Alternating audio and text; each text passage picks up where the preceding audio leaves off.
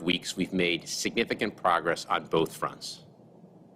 In September, at the President's direction, the federal government invested $2 billion to ensure tests are available to those who need them and to provide manufacturers with purchase commitments that allow them to ramp up their production. And this week, we're making even more progress. On Monday, FDA authorized a new rapid at-home test from Acon Laboratories, which will bring tens of millions more rapid at-home tests to the market. Over the past day, we've also received commitments from two manufacturers, Quidel and OraSure, to further expand manufacturing and speed up their production of rapid tests, taking months off their timelines and adding tens of millions of tests per month to their production capacity. And today we're making another billion-dollar investment to further mobilize testing manufacturers. This means companies will be able to expand production of tests even further based on the United States government's commitment to procure an additional 180 million rapid tests over the course of the next year, with tens of millions more tests coming to market over the course of the next 30 days. Thanks to the President's actions in September, we were on track to double the supply of rapid home tests available on the market each month by early November. Authorization of the new Acon test on Monday accelerates this pace, and we are now on track to triple the number by early November. And then today's billion-dollar investment to further expand testing production puts us on track to quadruple the amount of at-home rapid tests available for Americans by December. So that means we'll have available supply of 200 million rapid at-home tests per month starting in December, with supply of tens of millions of additional tests coming on the market across the next few weeks. At the same time as we increase rapid at-home testing, we're increasing access to free testing. Free testing has been central to our COVID response from day one of the administration. And in early September, the President committed to expanding the number of pharmacies in the federal government's free testing program to 10,000 local pharmacies across the country. We're on track to meet that goal in the coming weeks, and today we're doubling our commitment to a total of 20,000 local pharmacies. That's 20,000 local pharmacies that will offer free testing through the federal government's pharmacy program. This represents an 8-fold increase from when the President entered office. And that's on top of the 10,000 other community-based free testing sites in the country, many of which are supported by federal investments in community testing. So in total, we will have 30,000 community-based sites in the U.S. where people can walk in and get a free test, absolutely a free test. To summarize, we are on track to quadruple the supply of rapid at-home tests available to Americans by December to more than 200 million a month, and to increase the number of places Americans can access free testing in the United States to 30,000 community-based locations. Together, the steps we're taking will ensure that every American, no matter their income level or zip code, can access accurate, convenient, and affordable testing. Second, vaccinations. Vaccinating the unvaccinated remains the top priority, including through vaccination requirements. Last month, the President announced new vaccination requirements that will cover about 100 million Americans. Tomorrow, the President will travel to Chicago, home of United Airlines, which was an early mover on vaccine requirements. And in the last few days, we've seen American Airlines, Southwest, JetBlue, Alaska Airlines all announce new vaccination requirements for their employees. Vaccination requirements work. New data reinforces that fact each day. On Monday, New York City reported that 96% of its roughly 150,000 full-time school employees had at least their first shot by the city's vaccination deadline. So from the U.S. military to big and small businesses, to colleges and universities, to healthcare employers, and now the largest school district in the nation, we have seen that vaccination requirements work to dramatically increase vaccination rates. Third, booster shots. We're working with states, tribes, and territories, pharmacies, community health centers, doctors, and other providers to get booster shots in arms. The Department of Veterans Affairs is reaching out to over 700,000 veterans currently eligible to receive their booster.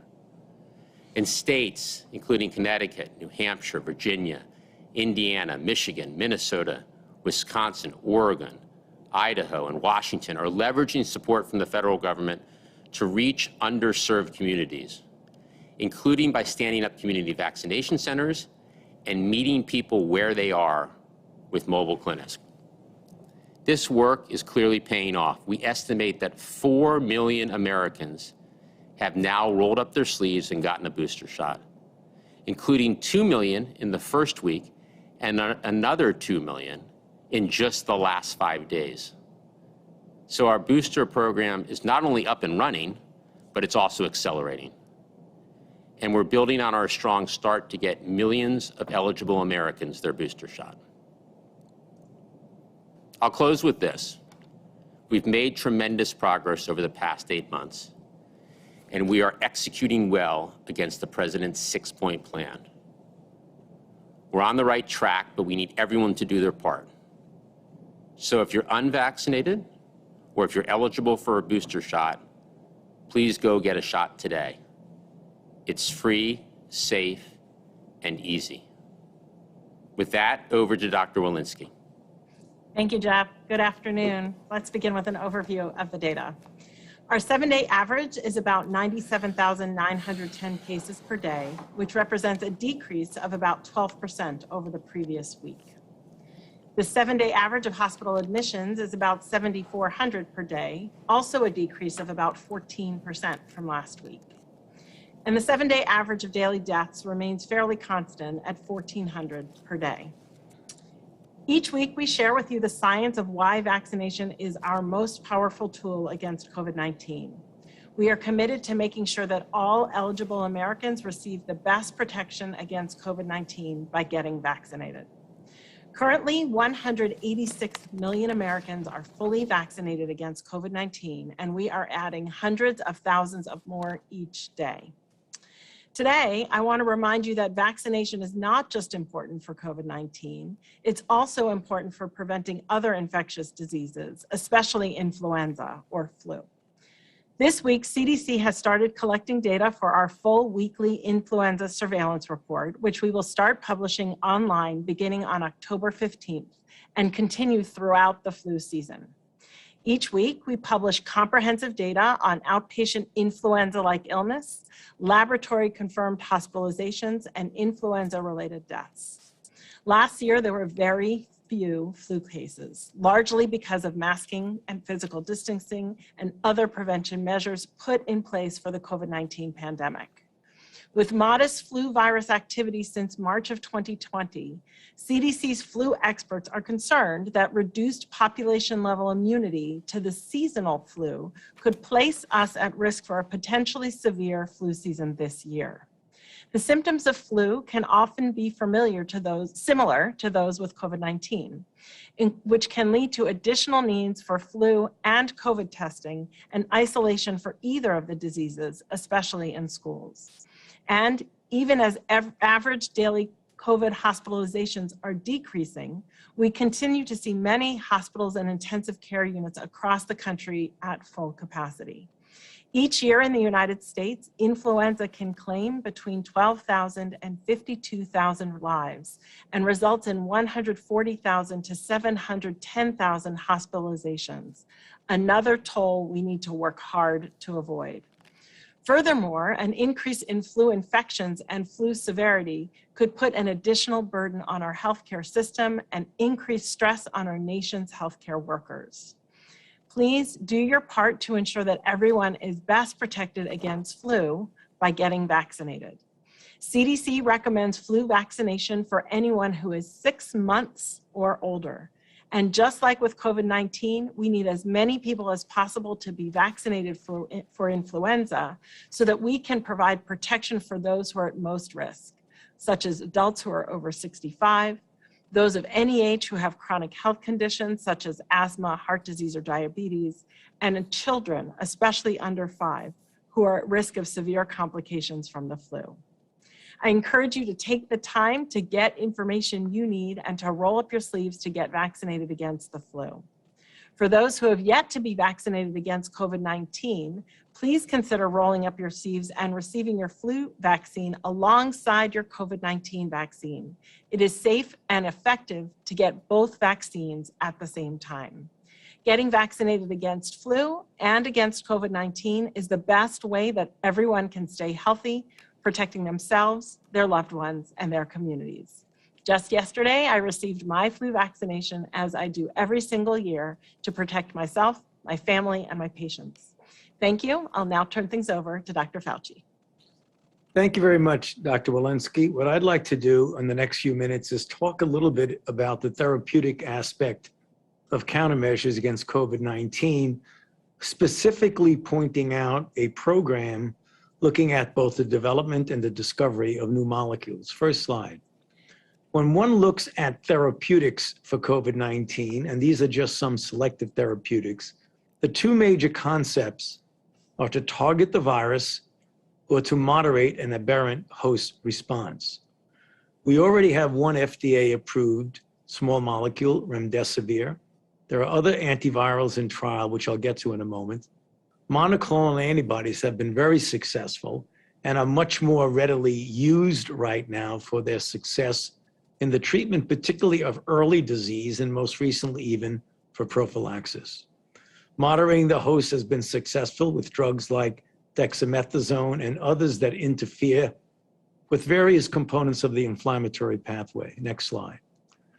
But what I want to talk about now is an approach towards the development of direct-acting, orally available antivirals, as I've written about with my colleague, Dr. Kat Paulus, recently, when we talk about what the therapeutic landscape is. So I'm going to talk about a particular recent announcement, but I want to put it into perspective of what the broad program is so that you can understand things that you might expect in the coming months and years. Next slide. The Biden administration has invested $3.2 billion from the American Rescue Plan as part of this antiviral development strategy that I mentioned just a slide ago. Next slide. It is referred to as the Antiviral Program for Pandemics, which aims to catalyze the development of new medicines to combat not only COVID-19, but to also prepare us and position us for therapies against other pandemic threats. Next slide. This is a slide of the replication cycle of SARS-CoV-2. And as you can see on any viral replication cycle, there are areas that are vulnerable targets for the development of drugs such as polymerase inhibitors, protease inhibitors, and entry inhibitors, among others. This is very similar to the approach that was used for the highly successful development of combination drugs for HIV and for HCV, or hepatitis C virus. Next slide. The program has two components. One is to develop and accelerate the development of compounds that are already showing some promise. The second part, which will take years, is to expand our basic science knowledge in the discovery of new antiviral medications. Next slide. So when you look at those things that are already in development, direct acting antiviral drugs, as I mentioned, they fall into a couple of different categories. The one that has recently gained attention is molnupiravir, which is a combination, as I'll mention, among a number of elements, a number of organizations to collaborate in its development. Next slide. As you know, a few days ago, there was an announcement by Merck and Ridgeback of a placebo-controlled trial of about 1,500 people in which the Data and Safety Monitoring Board stopped the study early after the first analysis of 775 people.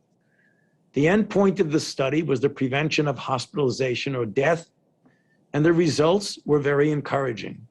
7% hospitalization in the treatment arm and 14% or death in the placebo arm. That leads to a 50% decrease in the endpoint of hospitalization or death. Of note, in the placebo group, there were 8 deaths. In the treatment group, there were no deaths. Next slide. So now the Biden administration has announced the US government procurement of this investigational antiviral for COVID-19 treatment. It is very important that this now must go through the usual process of careful examination of the data by the Food and Drug Administration, both for effectiveness but also for safety, because whenever you introduce a new compound, safety is very important. Next slide. I want to point out something that is of interest, that this is an example of a good cross-section collaboration and cross-sector collaboration in which basic research and product development was funded not only by my institute, NIAID, but by the Defense Threat Reduction Agency at Emory, Georgia State, University of Alabama in Birmingham, University of North Carolina, Vanderbilt, and the drug was developed by a drug innovation ventures at Emory called DRIVE, and it was finally licensed to Ridgeback, who then partnered with Merck. An example of a true cross-sector collaboration. Next slide. So finally, we have another potential tool, again, pending very close scrutiny by the FDA, a promising new oral drug that people could take at home soon after COVID-19 to reduce the risk of severe outcomes. But having said all that, we always get back to the common message that we all give you. That is vaccines. They remain our best tools against COVID-19 because it is much, much better to prevent yourself from getting infected than to having to treat an infection. I'll turn it over to you now, Dr. Murthy. Great. Well, thank you, Dr. Fauci, and it's nice to be with everyone again today. Today, I'd like to speak about vaccine requirements. In the last few months, more organizations have announced COVID-19 vaccine requirements. And as all of you know, the president recently announced that the federal government will be using its authorities and levers to require vaccination for federal workers, healthcare workers, and organizations with 100 or more employees. As Jeff mentioned, the president will be talking more about this in Chicago tomorrow. I want to make 3 points today about vaccine requirements. First, vaccine requirements are not new. In 1777, President George Washington required soldiers to be inoculated against smallpox. In the 1800s, many public schools began to require vaccination for their students. During World War II, the US military required their troops to be vaccinated against a number of diseases, including typhoid, tetanus, and yellow fever. For years, our doctors and nurses, including me, have complied with vaccine requirements in hospitals and other healthcare settings in order to care for patients. And the list goes on. Vaccine requirements are part of our historical effort to protect the public's health. The second point I want to make is this. Vaccine requirements work. They increase vaccination rates.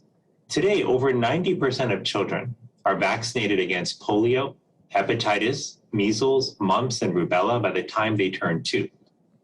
And that high level of coverage has allowed us to protect the vast majority of kids from these diseases. A high degree of vaccination also shields the minority of children who may be immunocompromised or who may not respond to a vaccine. For the COVID-19 vaccines, we're already seeing that requirements work.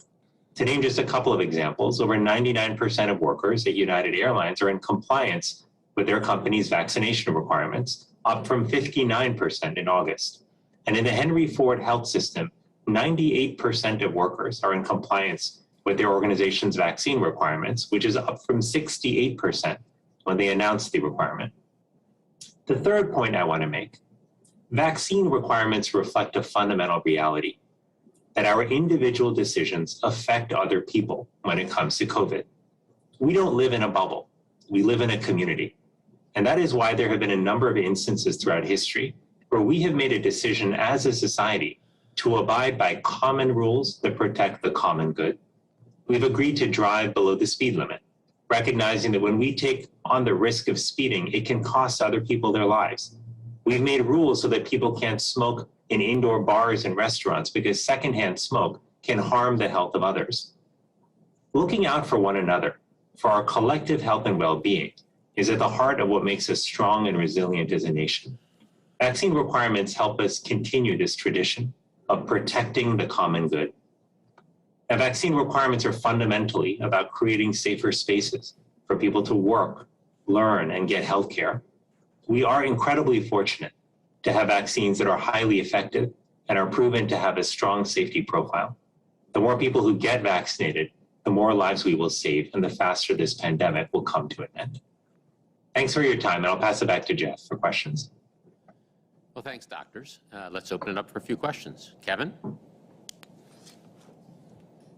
Thanks. First question, let's go to David Lim at Politico. Hi, thanks for taking the question. President Biden campaigned on expanding the availability of COVID-19 testing. I wanted to ask, why are these new investments into at-home tests coming 9 months after he took office? Some public health experts I've spoken to suggest that the focus on the vaccination campaign had the side effect of kind of an inadequate amount of resources being put into securing rapid tests. Should these contracts have been signed sooner, perhaps months ago? So, our testing strategy ensures widespread, high quality and affordable testing for symptomatic individuals, and also promotes regular screening for congregate settings like schools and nursing homes. In the past few months, testing has increased, particularly at-home testing, and that at-home testing convenient option came to market just earlier this year. So to meet the increased demand, the president's plan has ramped up both the availability of tests and access to free testing.